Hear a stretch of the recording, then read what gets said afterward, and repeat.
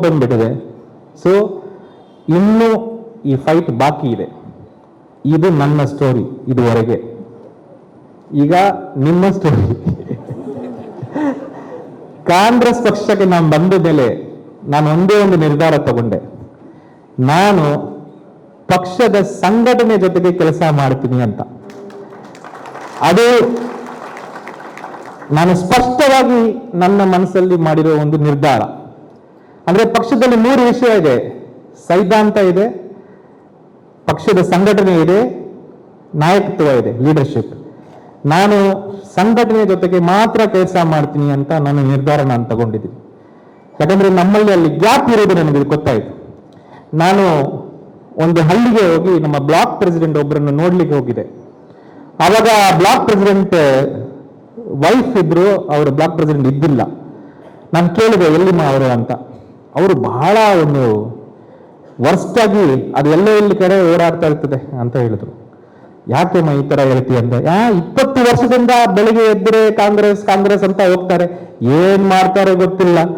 ಇರುವ ಕೈಯಲ್ಲಿರುವ ಗದ್ದೆ ಎಲ್ಲದನ್ನು ಮಾರಿ ಮಾರಿ ಮಾರಿ ನಮ್ಮ ಪಾಕೆಟ್ ಅಲ್ಲಿ ಏನಿಲ್ಲ, ಅದೆಲ್ಲದು ಎಲ್ಲದು ಆ ಕಡೆ ಇರ್ತದೆ ಅಂತ ಹೇಳಿ ನನಗೆ ಬಹಳ ಒಂದು ಎಂತ ನಮ್ಮ ಬ್ಲಾಕ್ ಪ್ರೆಸಿಡೆಂಟ್ ಅನ್ನು ಈ ತರ ಮನೆಯಲ್ಲಿ ಮಾತಾಡ್ತಾರೆ ಅಂತ.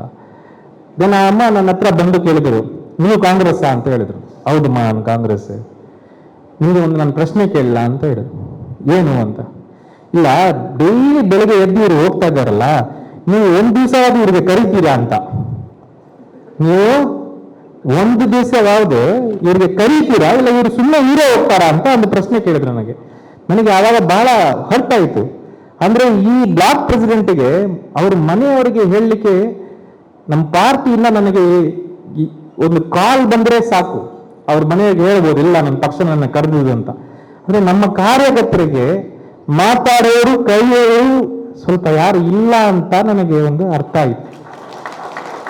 ಅಂದ್ರೆ ಬ್ಲಾಕ್ ಕೆಳಗಡೆ ಇರೋರು ಎಲ್ಲ ಕೆಲಸ ಮಾಡ್ತಾರಲ್ಲ, ಅಷ್ಟು ಕಾರ್ಯಕರ್ತರು, ಅಷ್ಟು ನಮ್ಮ ಸಂಘಟನೆಯವರು, ಅವ್ರ ಜೊತೆಗೆ ಒಂದು ಸಂವಾದ ನಡೀತಾ ಇಲ್ಲ ಅಂತ ಒಂದು ಗ್ಯಾಪ್ ಕಂಡು ಬಂತು. ದೆನ್ ಯಾವುದೇ ಒಂದು ಸಂಘಟನೆ ಇರಲಿ, ಒಳಗಡೆ ಮಾತುಕತೆ ಆಗಬೇಕು. ಮಾತುಗಳು ಕೆಳಗಡೆ ಇರುವ ಮಾತು ಮೇಲೆ ಬರಬೇಕು, ಮೇಲೆ ಇರುವ ಮಾತು ಕೆಳಗಡೆ ಹೋಗಬೇಕು. ಆವಾಗನೇ ಆ ಸಂಘಟನೆ ಜೀವಿತವಾಗಿರ್ತದೆ. ಸೊ ನಾನು ಒಂದು ಡಿಸೈಡ್ ಮಾಡಿದೆ, ನನ್ನ ಕೆಲಸ ಸಂಘಟನೆ ಜೊತೆಗೆ, ಅದು ಬ್ಲಾಕ್ಗೆ ಕೆಳಗಡೆ ಮಾತಾಡೋದು ಮಾತ್ರ ನನ್ನ ಕೆಲಸ ಆಗಿರ್ತದೆ. ಈ ಕೆಲಸ ಮಾಡ್ಲಿಕ್ಕೆ ನನಗೆ ಬಿಟ್ರೆ ನಾನು ಈ ವಾರ್ ರೂಮ್ ಇದೆಲ್ಲ ನಡೆಸ್ತೀನಿ ಅಂತ ಹೇಳಿದೆ. ಆ ಕಂಡೀಷನ್ ಮೇಲೆ ನಾವು ಶುರು ಮಾಡಿದ್ವಿ. ಇವತ್ತು ಕಾಂಗ್ರೆಸ್ ಪಕ್ಷದಲ್ಲಿ ಈ ಕೆಲಸ ಮಾಡಲಿಕ್ಕೆ ಒಂದು ದೊಡ್ಡ ಒಂದು ಸಿಸ್ಟಮ್ ಬರಲಿಕ್ಕಿದೆ. ಅದು ನಾನು ಯಾಕೆ ನಿಮಗೆ ಹೇಳ್ತಾ ಇದ್ದೀನಿ ಅಂದ್ರೆ, ನಿಮ್ಮ ಮೋಸ್ಟ್ ಆಫ್ ಇಲ್ಲಿ ಕೂತಿರೋರ ಕಥೆಗಳು ನನಗೆ ಗೊತ್ತು. ನಿಮ್ಮ ಮನಸ್ಸಲ್ಲಿ ಏನಿರ್ತದೆ, ನಿಮ್ಮ ಮನಸ್ಸಲ್ಲಿ ಯಾವ ಕೋಪ ಇರ್ತದೆ, ಈ ಪಾರ್ಟಿ ಬಗ್ಗೆ ನೀವು ಏನೇನು ಮನಸ್ಸಲ್ಲಿ ಇಟ್ಕೊಂಡಿರ್ತೀರಿ, ಎಲ್ಲ ನನಗೆ ಗೊತ್ತು. ಆ ಮಾತುಕತೆ, ನಿಮ್ಮ ಧ್ವನಿಗಳು, ನಿಮ್ಮ ಕೆಲಸಕ್ಕೆ ಇರುವ ಒಂದು ವಿಷಯಗಳು, ಅದಕ್ಕೆ ಸಿಗಬೇಕಾದ ಒಂದು ರೆಕಗ್ನಿಷನ್ ಅದು ಸಿಗಬೇಕು.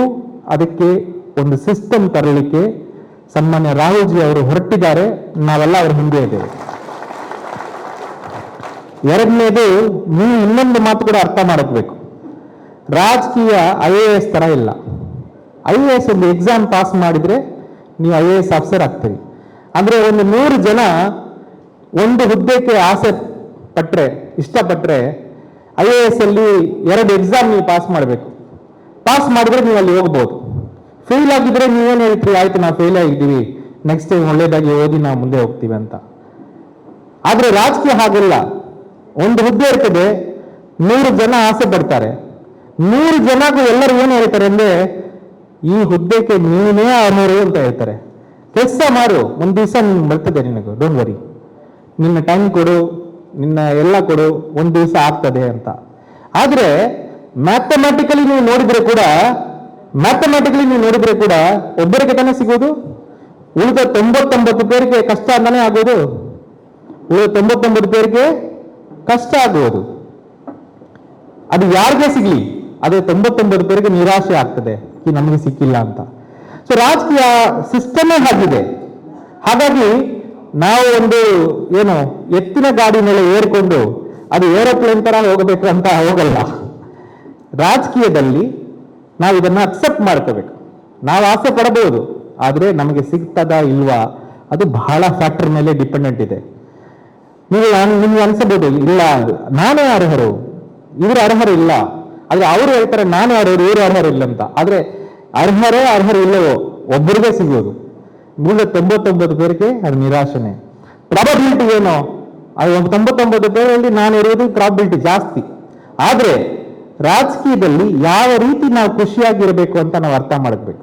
ಅಂದ್ರೆ ಇದು ಒಂದು ಪೊಸಿಷನ್ ಸಿಕ್ಕಿದ್ರೆ ಮಾತ್ರ ನಾನು ಖುಷಿಯಾಗಿರ್ತೀನಿ ಅಂತ ಹೇಳಿದ್ರೆ ಈ ರಾಜಕೀಯದಲ್ಲಿ ಬಹಳ ಕಷ್ಟ. ಮ್ಯಾಥಮೆಟಿಕ್ಲಿ ಇದು ಆಗೋದೇ ಇಲ್ಲ. ಆದ್ರೆ ಒಂದು ಒಳ್ಳೆ ವಿಷಯ ನಾವೆಲ್ಲ ಮಾಡಿರೋದು ಏನಂದ್ರೆ ಈ ಪಕ್ಷವನ್ನು ಆಯ್ಕೆ ಮಾಡಿರೋದು. ಈ ಪಕ್ಷದಲ್ಲಿ ಎಲ್ಲರಿಗೂ ಒಂದು ಫ್ಯಾಮಿಲಿ ತರ, ಒಂದು ದೊಡ್ಡ ಫ್ಯಾಮಿಲಿ ತರ ಒಂದು ಅವಕಾಶ ಇದೆ. ಬೇರೆ ಪಕ್ಷಗಳು ನಾನು ಬಹಳ ನೋಡಿದೆ. ನೀವು ಅನ್ಕೋಬಹುದು ಆ ಪಕ್ಷ ಹಾಗಿರ್ತದೆ, ಆಗ ರೆಕಗ್ನೈಸ್ ಮಾಡ್ತಾರೆ, ಇವಾಗ ರೆಕಗ್ನೈಸ್ ಮಾಡ್ತಾರೆ ಅಂದ್ರೆ ಅದೆಲ್ಲ ಫೇಕ್. ಯಾವುದೇ ರೆಕಗ್ನಿಷನ್ ಎಲ್ಲಿನೂ ಇಲ್ಲ. ಅಲ್ಲಿ ಹೋಗಿ ಅಲ್ಲಿ ವಾಪಸ್ ಬರಲೇಬೇಕು. ಕಾಂಗ್ರೆಸ್ ಪಕ್ಷ ಹೇಗಾದ್ರೆ ನೀವು ಎಲ್ಲಿ ಹೋದ್ರೆ ನೀವು ಇಲ್ಲೇ ಬರ್ತೀರಿ. ನಿಮ್ಮ ಮನಸ್ಥಿತಿ ಆಗಿದ್ರೆ ನಾನು ಇವತ್ತು ಬರ್ದು ಕೊಡ್ತೀನಿ. ನೀವು ಎಲ್ಲಿ ಬೇಕಾದ್ರೆ ಹೋಗಿ, ನಿಮ್ಮ ಮನಸ್ಥಿತಿ ಕಾಂಗ್ರೆಸ್ ಪಕ್ಷದಲ್ಲಿದ್ರೆ ನೀವು ಎಲ್ಲಿ ಹೋದ್ರು 10 ವರ್ಷ ಆದ್ರೆ ನೀವು ವಾಪಸ್ ಇಲ್ಲೇ ಬರ್ತೀರಿ. ಯಾಕಂದ್ರೆ ನಿಮ್ಗೆ ಗೊತ್ತಿದೆ ಇದು ಮನೆ ತರ ಅಂತ, ಇದು ಕುಟುಂಬ ತರ ಅಂತ. ಇಲ್ಲಿ ಎಲ್ಲರಿಗೂ ಒಂದು ಅವಕಾಶ ಇರ್ತದೆ. ಇದೊಂದು ದೊಡ್ಡ ಒಂದು ಫ್ಯಾಮಿಲಿ. ಹೇಗೆ ಫ್ಯಾಮಿಲಿಯಲ್ಲಿ ಕೆಲವು ಜಗಳಗಳು ಇದು ಅದು ಅಂತ ಆಗ್ತಾ ಇರ್ತದೆ, ಇಲ್ಲಿಂದ ಆಗ್ತದೆ. ಇದೊಂದು ಪಾರ್ಟಿ ಅಂದ್ರೆ ಕಾಂಗ್ರೆಸ್ ಅಂತ ಪದಕ್ಕೆ ಅರ್ಥ ಕಲೆಕ್ಟಿವ್ ಅಂತ ಅರ್ಥ. ಈಗ ನಾವು ಕೂತಿದ್ದೇವಲ್ಲ, ಇದು ಕಾಂಗ್ರೆಸ್. ನಾನ್ ನಾಯಕನಂತ ನಾನು ಕಾಂಗ್ರೆಸ್ ಅಲ್ಲ, ಇದು ಕಾಂಗ್ರೆಸ್. ಇಲ್ಲಿ ನೀವೆಲ್ಲ ಕೂತಿದ್ದೀರಿ, ನಾನು ಮಾತಾಡ್ತೀನಿ, ನೀವು ಕೌಂಟರ್ ಕ್ವಶನ್ ಕೇಳ್ತೀರಿ, ನಾನು ಕೌಂಟರ್ ಕೊಡ್ತೀನಿ, ಡಿಸ್ಕಷನ್ ನಡ್ತಿದೆ, ಇದೇ ಕಾಂಗ್ರೆಸ್. ಹಾಗಾಗಿ ಕಾಂಗ್ರೆಸ್ ಅಲ್ಲಿ ಬಹಳ ಸ್ಪಷ್ಟವಾದ ರಿಸಲ್ಟ್ ಎಲ್ಲ ಟಕ್ ಟಕ್ ಅಂತ ಬರಲ್ಲ, ಎಲ್ಲ ಲೇಟ್ ಆಗ್ತದೆ. ಆದ್ರೆ ಅದಾಗಬೇಕಾದ ಟೈಮಲ್ಲಿ ಸರಿಯಾಗಿ ಆಗ್ತದೆ. ಇವತ್ತಲ್ಲ, 1885 ಈ ಪಾರ್ಟಿ ಹಾಗೇನೆ. ಇದರಲ್ಲಿ ಜಗಳಗಳು ಬಹಳಗಳು ನಡೀತವೆ. ಗಾಂಧೀಜಿಗೂ ನೆಹರುಗೂ ಪಂಡಿಟ್ಗೂ ನೆಹರುಗೂ ಬೋಸ್ಗೂ ಇರುವ ಜಗಳ ಎಲ್ಲರಿಗೂ ಗೊತ್ತಿದೆ. ಆದ್ರೆ ಈ ಪಕ್ಷ ಹಾಗೇನೆ. But it is a collective call. ಯಾರು ಒಬ್ಬರು ಇದನ್ನು ತಗೊಂಡು ಹೋಗ್ಲಿಕ್ಕಾಗಲ್ಲ. ಎಲ್ಲರೂ ಸೇರಿ ಇದನ್ನು ಒಂದು ಡೈರೆಕ್ಷನ್ ತಗೊಂಡು ಹೋಗ್ತೀವಿ, ಅದೇ ಕಾಂಗ್ರೆಸ್. ಹಾಗೆ ಇದು ಡಿಬೇಟ್ ಆಗದೆ ಇದುವರೆಗೂ ಇದೆ. ಒಬ್ಬ ಮೋದಿ ಇಲ್ಲಿ ಏನು ಮಾಡೋಕ್ಕಾಗಲ್ಲ, ಇಲ್ಲಿ ಯಾರು ಆತರ ಇಲ್ಲ. ರಾಹುಲ್ ಜಿ ಕೂಡ ಅದು ಒಪ್ಪಲ್ಲ, ರಾಜೀವ್ ಗಾಂಧಿ ಒಪ್ಪಲ್ಲ, ಇಂದಿರಾ ಗಾಂಧಿ ಟೈಮಲ್ಲಿ ಅದೆಲ್ಲ ಇಲ್ಲ. ಇದು ಒಂದು ಕಲೆಕ್ಟಿವ್. ಇದನ್ನು ನಾವು ಅರ್ಥ ಮಾಡ್ಕೋಬೇಕು. ಇದರಲ್ಲಿ ಯಾವ ರೀತಿ ನಾವು ಸಂತೋಷವಾಗಿ ಇರಬೇಕು, ಇದರ ಮೇಲೆ ನಾವು ವರ್ಕ್ ಮಾಡಬೇಕು. ಇದು ಯಾಕೆ ಇದು ಹೇಳ್ತಾ ಇದ್ದೀವಿ ಅಂದ್ರೆ, ಬಹಳಷ್ಟು ಇಲ್ಲಿರುವವರು ಕತೆ ಇದು. ನಿಮಗೆ ಒಂದು ಪ್ರಾಮಿಸ್ ನಾನು ಮಾಡ್ತೀನಿ, ಇನ್ನು ಮುಂದೆ ಬರುವ ದಿವಸಗಳಲ್ಲಿ ನಮ್ಮ ಪಾರ್ಟಿ ಒಳಗಡೆ ಕಮ್ಯುನಿಕೇಶನ್ ಚೆನ್ನಾಗಿ ಆಗ್ತದೆ.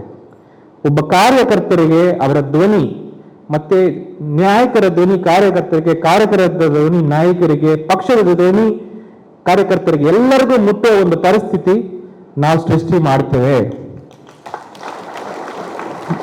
ಮತ್ತೆ ನಮ್ಮದೇ ಆದ ಒಂದು ಧ್ವನಿ, ನಮ್ಮದೇ ಆದ ಒಂದು ಭಾಷೆ ಇದೆ. ಆ ಭಾಷೆಯನ್ನು ನಾವು ವಾಪಸ್ ಕಾಂಗ್ರೆಸ್ ಅಲ್ಲಿ ತಗೊಂಡು ಬರ್ತೇವೆ ಅಂತ ಮಾತು ನಾನು ನಿಮ್ಗೆ ಕೊಡ್ತೀನಿ. ಕೊನೆಗೆ ನಮ್ಮ ಸ್ಟೋರಿ, ನೀವು ಎಲ್ಲರೂ ಇವತ್ತು ಇಲ್ಲಿ ನಾರ್ಮಲ್ ಟೈಮ್ಸ್ ಅಲ್ಲಿ ಕೂತಿಲ್ಲ. We are sitting in a very very difficult time. ಬರೀ ಪಕ್ಷಕ್ಕಲ್ಲ, ನಮ್ಮ ಕುಟುಂಬಗಳಿಗೂ ಸೇರಿ ಹೇಳ್ತಾ ಇರೋದು.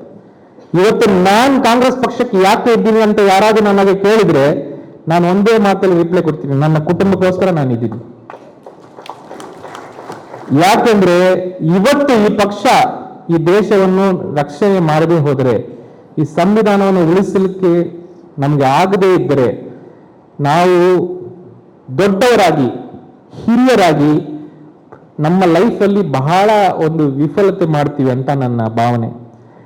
ಇನ್ಫ್ಯಾಕ್ಟ್ ನಮ್ಮ ಮಕ್ಕಳಿಗೆ ನಾವು ಬಹಳ ದ್ರೋಹ ಮಾಡಿ ಹೋಗ್ತೀವಿ ಅಂತ ನನ್ನ ಭಾವನೆ. ಹಾಗಾಗಿ ನೀವು ಯಾರಿಗಾಗ ಇದ್ರೆ ಈ ಕೆಲಸಗಳು, ಎಲೆಕ್ಷನ್ ಇದೆಲ್ಲ ಮಾಡ್ಬೇಕಂತ ಇದೆಯೋ ಇಲ್ವೋ, ನಮ್ಮ ಮಕ್ಕಳಿಗೋಸ್ಕರ, ನಮ್ಮ ಕುಟುಂಬಗಳಿಗೋಸ್ಕರ ನಾವು ಇವತ್ತು ಈ ಕೆಲಸ ಮಾಡಲೇಬೇಕು. ಎಲ್ಲರಿಗೂ ನಮ್ಮ ಕುಟುಂಬಕ್ಕೆ ತಾನೇ ಮಾಡುವುದು. ದುಡಿಯೋದು ಯಾಕೆ, ಮಕ್ಕಳಿಗೆ ಓದಿಸೋದು ಯಾಕೆ, ಎಲ್ಲ ಅವ್ರಿಗೆ ತಾನೇ. ಮತ್ತೆ ನೀವು ಅವರಿಗೆ ಒಂದು ಒಳ್ಳೆ ಸಮಾಜ ಕೊಡದೆ ನೀವು ಹೋಗಿದ್ರೆ ಏನ್ ಅರ್ಥ ಏನು ಅದರಲ್ಲಿ? There is no point.